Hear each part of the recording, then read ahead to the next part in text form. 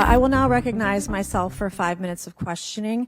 I have a lot of questions and I have a lot of witnesses. So I would just ask if it's yes or no to please just tell me yes or no.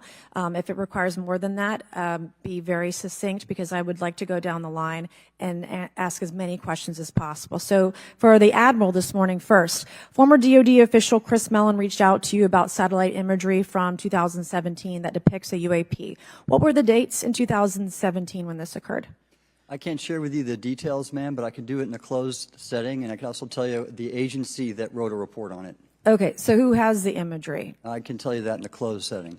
Can you describe what was depicted in the satellite imagery? Just a description. It was a UAP, ma'am.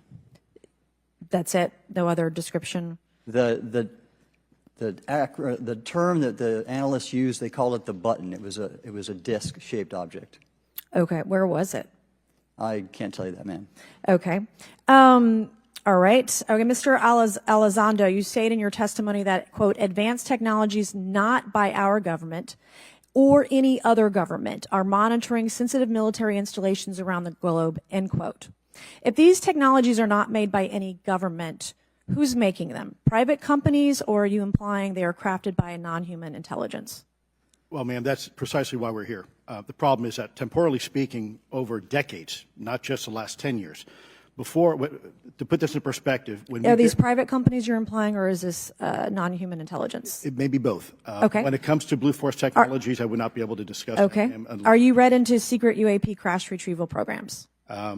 We would have to have a conversation in a closed session, ma'am. I signed documentation 3 years ago that restricts my ability to discuss specifically crash retrievals. I submitted for my book through the DOPSR process, which took a year for it to be reviewed. And what is in the book is what I was told I'm allowed to talk about. Has the government conducted secret UAP crash retrieval programs, yes or no? Yes. Okay. Were they designed to identify and reverse engineer alien craft, yes or no? Yes. Does the U.S. government have any reverse, okay, we already answered that question about retrieval programs. Do any U.S. contractors have the same? I would prefer to address that in a closed session, ma'am. Okay. In your book, you mentioned government employees who've been injured by UAPs, placed on leave, and receiving government compensation for their injuries. Is that correct? That is correct. How can the government deny we have recovered craft if they're paying people because they've been injured by recovered craft? Ma'am, that's a great question. That's why I think we're here again, because I've seen the documentation by the U.S. government for several of these individuals who have sustained injuries as a result of a UAP incident. It's a crazy idea, right? The hypocrisy and the logic. Okay, Mr. Schellenberger, I'm going to say it again to be very clear. Immaculate Constellation. What's its mission and how are they funded?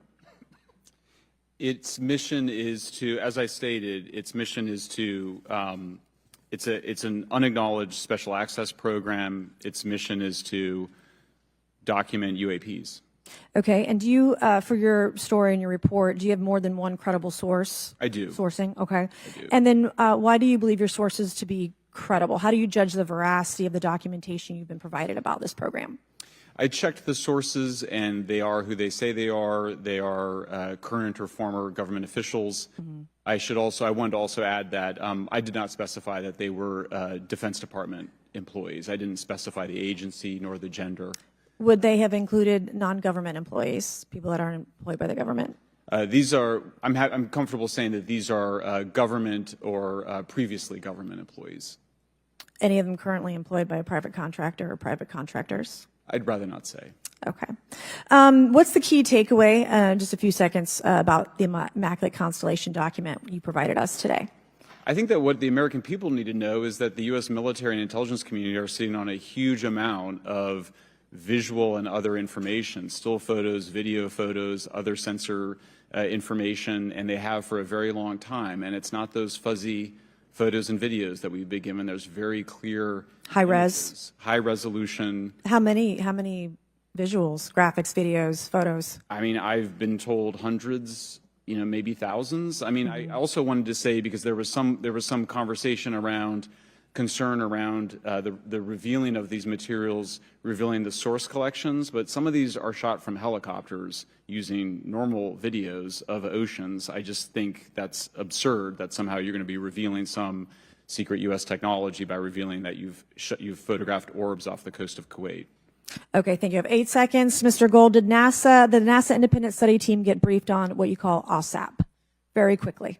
I flagged the Advanced Aerospace Weapons System Classification Program to our chair and our DFO. We did not get briefed, but I believe it is definitely worth looking into. That was probably the largest UAP review effort ever, and I think produced a lot of interest data, including revealing Nimitz. I don't know if my fellow witness Lou might want to. He did yeoman's work on it. Might want to comment.